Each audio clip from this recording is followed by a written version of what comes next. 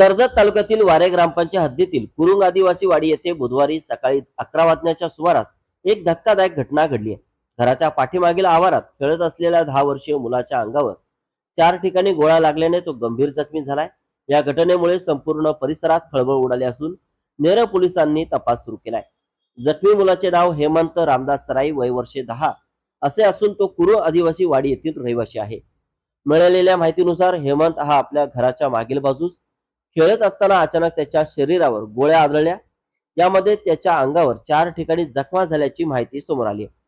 घटनेनंतर कुटुंबीय आणि स्थानिक नागरिकांनी तातडीने त्याला उपचारासाठी उल्हासनगर येथील रुग्णालयात दाखल केले.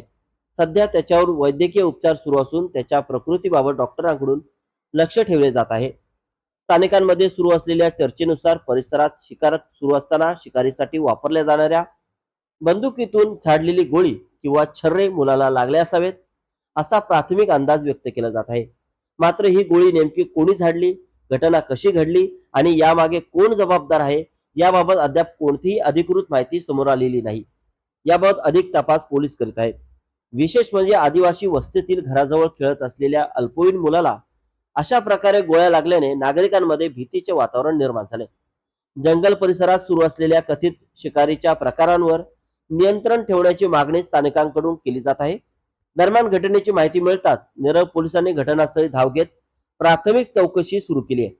गोळीबार किंवा शिकारीच्या अनुषंगाने सर्व बाजूंनी तपास केला जात असून संबंधित व्यक्तीचा शोध घेण्यात येत आहे.